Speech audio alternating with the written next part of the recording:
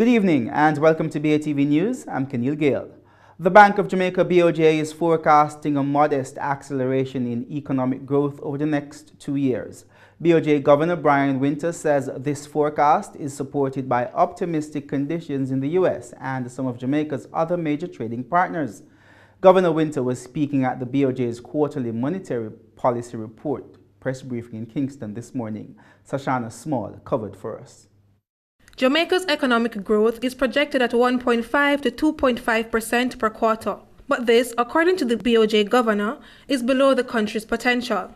Inflation pressures from spending in the economy are expected to remain contained, as GDP growth projected at 1.5% to 2.5% per quarter continues to grow at a rate that is below the potential growth rate of the economy. This forecast is supported by buoyant conditions in the United States and in some of Jamaica's other major trading partners. The forecast also assumes that domestic demand will remain restrained by continued fiscal consolidation, and inflation expectations will remain low and anchored at the lower end of the bank's target. The bank's inflation target is 4 to 6%. However, inflation for the past 3 decades have been below the target. The most recent information released by Statin indicates that headline inflation at April 2018 was 3.2%. This was materially below the bank's target of 4 to 6%. April's inflation was also lower than the 3.9% at March 2018. And, of course, lower than the 5.2% recorded at December 2017. Along with GDP growth, the BOJ is forecasting a possible wage inflation as labor conditions continue to improve over the next 2 years. Labor market conditions are expected to continue to improve over the next 2 years. And that may, at some point, support wage-related inflation in Jamaica if labor productivity does not at the same time improve. According to the BOJ, global growth is expected to rise in 2018. This improvement is in the context of improving financial conditions, rising confidence, and commodity prices. And developing economies are expected to be positively impacted by this, with increases in commodity prices. Meanwhile, Governor Winter says the bank's recent action of reducing overnight interest rate is not enough to stimulate economic growth to levels consistent with the inflation target. The reason for my warning or my expression of the concern is that we have to face the fact that we've been making these cuts for that exact reason for the last year. We are seeing growth pick up, we are seeing credit expand, so something's working, but it's not as much as it could be and as we believe it should be. Since the switch to the overnight interest rate as the policy rate in July 2017, the Bank of Jamaica has lowered the policy rate 5 times by a total of 125 basic points. For BATV News, I am Sashana Small. Meanwhile, the Bank of Jamaica says after the implementation of its foreign exchange intervention and the trading tool BFIXIT, there have been more trading among authorized foreign exchange dealers along with increased foreign exchange in the market. You will recall our announcement at the last press conference that the bank had commenced preparations to introduce buy operations under BFIXIT when the time was right. Well, you will have seen that competitive buy auctions commenced on the 11th of April, and from all indications, the foreign exchange market has adjusted well to this new method of interaction with Bank of Jamaica.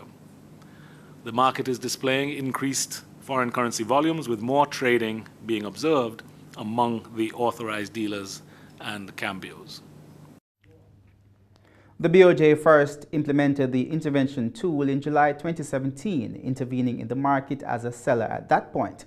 The buying operations were rolled out last month. Several amendments are being proposed to the Rent Restriction Act, which are expected to address current challenges in the rental industry and make it more equitable for landlords and tenants. According to Senior Director in the Housing Policy Research and Monitoring Branch of the Ministry of Economic Growth and Job Creation, Paula Parks, the challenges which exist in the industry relate mostly to standardization of security deposits, timely recovery of possessions, and breach of tenant and landlord covenants. Addressing a JIS think tank on Friday, she said among the changes being proposed is an amendment to the name of the act to the Rent Act. She said the word restriction will be removed to make it clear that the act covers the entirety of the rental industry. The matter of security deposits, which are not mentioned in the original 1944 Act, will also be included in the amended Act. Another provision being proposed relates to the recovery of possessions, which will now fall under the ambit of the Rent Assessment Board. The board's powers will be expanded to manage such cases, thereby reducing caseload in courts and bringing about matters. Meanwhile, standards for rental premises, permissible rent, and fines and penalties will also be proposed for inclusion in the new legislation. The public is being invited to provide feedback on the proposed amendments during a series of consultations being conducted at locations island-wide from May 15 to June 22. And when we come back, Kingston Properties tried to maintain growth in rental revenue in 2018. This and more after the break.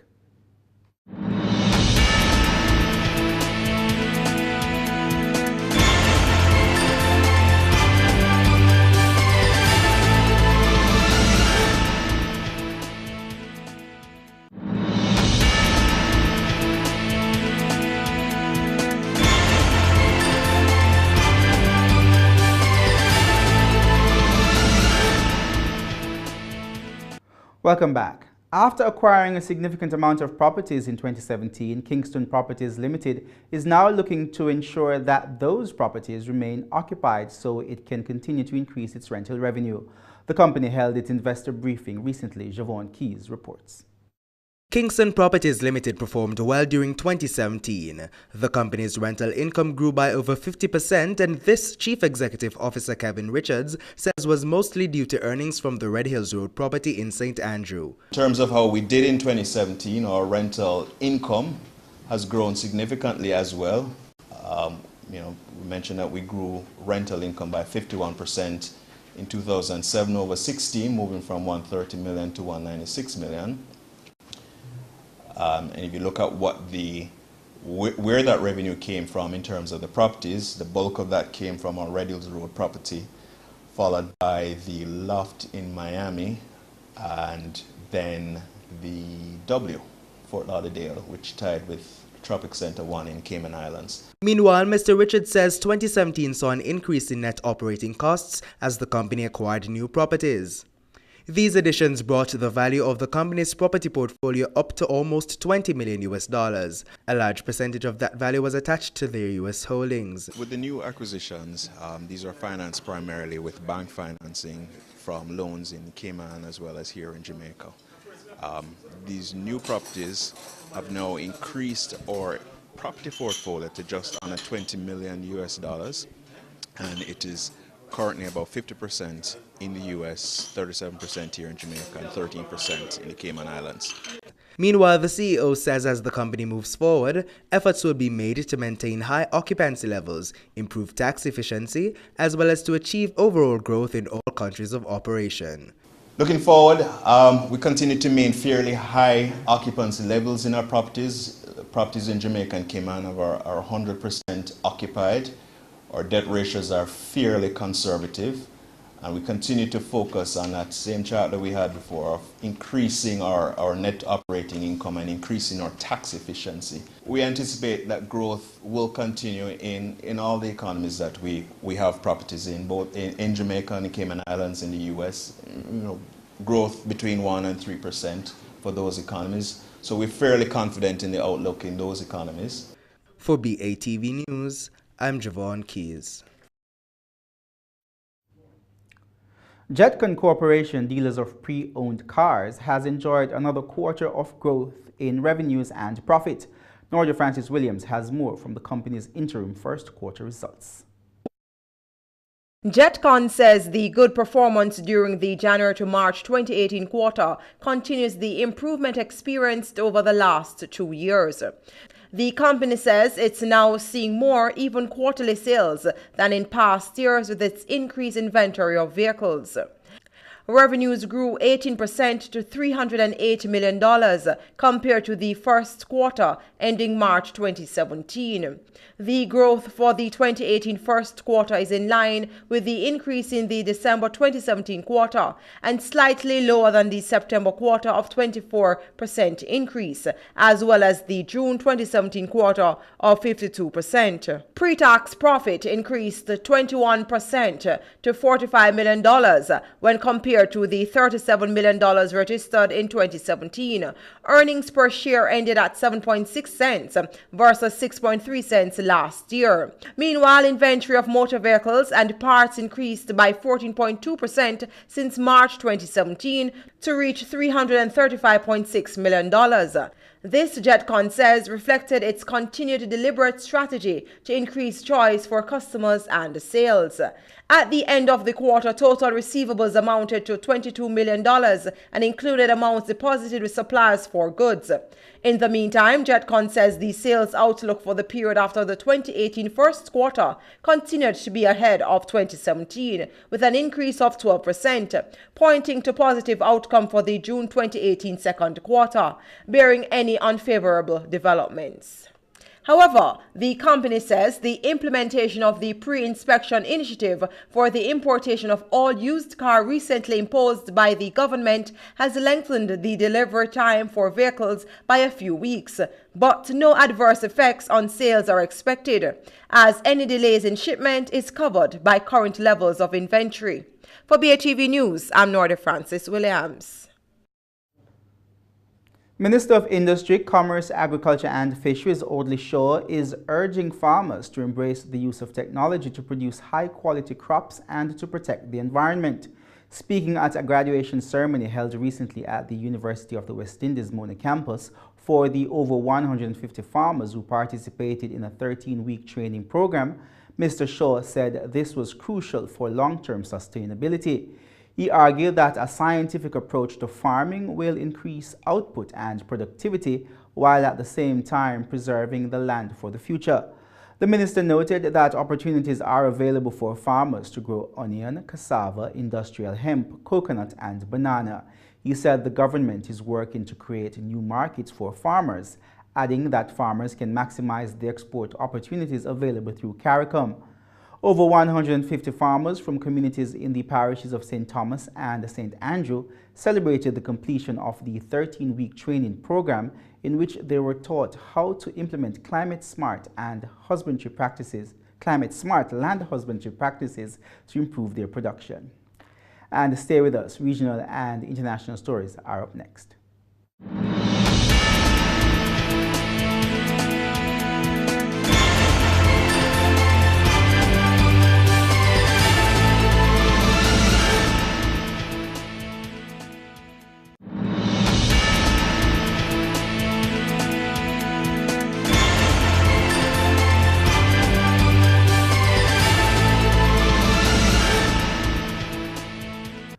Welcome back. Time now for regional and international news. The government in Guyana is considering to establish an oil company that will oversee the operations of the country's future oil industry. More in this report. The government has disclosed that it is examining options for the establishment of a national oil company here, even as efforts continue to ensure that oil production commences as planned in 2020. Even as Natural Resources Minister Raphael Troutman prepares to hand responsibility for the sector over to the Ministry of the Presidency, he believes setting up a national oil company will be good for Guyana. We believe that we could have a series of modular offshore bases from Berbice through Demerara and into Essequibo so that different regions get a chance of being able to develop along with Demerara. And as has been announced, we are establishing a Department of Energy, and we are in the process of finalizing the design for that department. Mr. Trotman made a disclosure today while making a presentation to the Parliamentary Sectoral Committee on Natural Resources. He said the government has received advice on this project, with some of the advice indicating that the project should be pursued, while on the other hand, the government has received advice in the negative. Nicolas Maduro has been declared the winner in Venezuela's controversial presidential vote. The Election Commission says he took nearly 68% of the ballots, with most votes counted. Al Jazeera's Lucia Newman reports from Caracas. Venezuela's presidential election was never really about the outcome, rather about how many Venezuelans would sanction it with their vote. Celebrating his victory, President Nicolás Maduro said the people hadn't let him down. This was a knockout victory, and without drugs. But it was far from the massive show of support he'd predicted. 6 years ago, when President Hugo Chavez was last elected, at this hour, this polling station where he used to vote was overflowing. Now, even as President Nicolás Maduro makes a last-minute appeal for voters to come out, this is the scene just half an hour before the polls are due to close. In fact, Venezuela has seen the lowest voter turnout in 3 decades. Presidential candidate Henry Falcón, who defied the main opposition bloc's call to boycott the polls, denounced what he called massive irregularities and said he would not recognize the election as legitimate.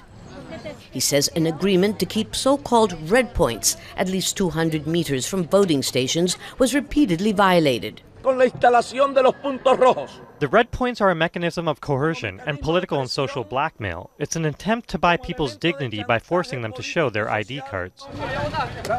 The red points are used to scan new ID cards, confirm the person has voted, and report back to the ruling party, which controls the distribution of badly needed food subsidies.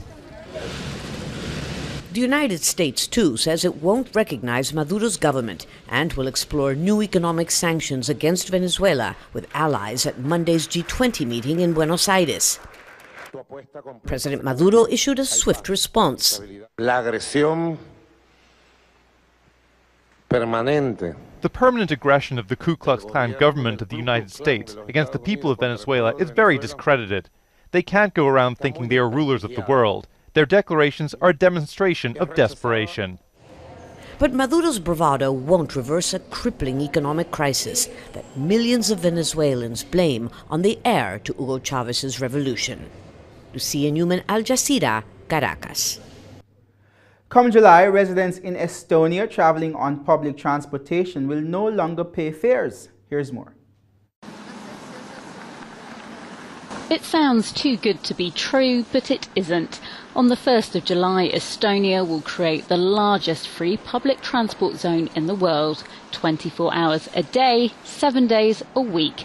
No country has ever before looked to abolish fares all day, every day, across such a large area. It's building on a scheme which started in 2013, which saw travel on buses, trams and trains in the capital Tallinn become free to local communities. Estonia's Minister of Economic Affairs and Infrastructure, Kadri Simson, says there will be a transition process to implement the free journeys across the country, but there are reports that some areas have opted out of the scheme. After days of negotiations in Washington between the U.S. and China, both countries have agreed to put their trade war on hold. More in this report. Handshake after 2 days of intense negotiations. The US and China say they've avoided a trade war. The two sides have reached a consensus, will not fight a trade war, and will stop increasing tariffs on each other. The deal comes amid months of tensions between the world's 2 largest economies. The talks were aimed at persuading China to buy $200 billion worth of US goods and services to reduce the trade imbalance between the 2 countries. The US has a $335 billion annual trade deficit with China and has accused Beijing of unfair practices. Under the deal, China agrees to buy more US goods and services in the future. However, it's unclear whether it will meet the $200 billion target set by the US. Treasury Secretary Stephen Mnuchin said specific targets will not be disclosed, but confirms there would be a, quote, very big increase in Chinese purchases of US agricultural supplies, as well as a potential doubling of energy purchases. We have a very good framework agreement that's not just about buying goods. It's about structural changes. It's about lowering tariffs. China has committed to lower tariffs on many things and make structural changes and protect our technology. So these are very important issues for the U.S. economy. Beijing also said the new cooperation would extend to medical care, high-tech products and finance. Both sides have agreed to hold further talks to flesh out details. Stay with us. Talking Stocks comes up next.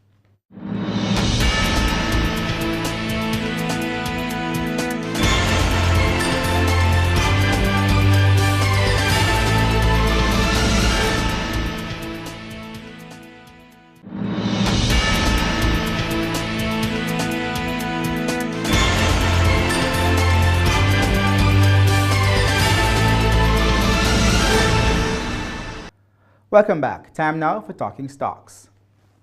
56 stocks traded today, of which 20 advanced, 26 declined, and 10 traded firm. The main JSE index declined by 647 points to close at 297,761 points. The junior index advanced by 28 points to close at 2,922. Over 11 million units traded today, valued at over $125 million on the Jamaican dollar market, while on the US dollar market, 34,000 units traded, valued at $7,900 US. Supreme Ventures Limited, with over 5.5 million units changing hands, accounted for 50% of market volume. Diamond Trading was second with 3 million units trading, and Fosrich Company, with over 400,000 units trading, accounted for 4% of market volume crossing the floor. Dolphin Cove was the top advancer, up $2.50 to close at $17.50, followed by Paramount Trading ordinary shares up 28 cents to close at $3.03, and the KLE Group up 24 cents to close at $2.80. The main decliners were Paul's Investments, down 19 cents to close at $1.60, followed by Key Insurance Company, down 35 cents to close at $3.25, and 1834 Investments, down 8 cents to close at $1.07. In foreign exchange trading, the Jamaican dollar lost ground on its three major trading partners today. The U.S. ended the day selling for $126.61, gaining $1.19 to the Jamaican dollar. The Canadian dollar sold for $97.58, gaining 3 cents, while the British pound closed the day at $170.46, gaining 9 cents on the Jamaican dollar. And that's the news for this evening, but before we go, a recap of our top story. The Bank of Jamaica BOJ is forecasting a modest acceleration in economic growth over the next 2 years. BOJ Governor Brian Winter says this forecast is supported by optimistic conditions in the U.S. and some of Jamaica's other major trading partners. Thanks for watching. For more content, please visit our website at batvja.com. I'm Keneal Gale. Pleasant viewing.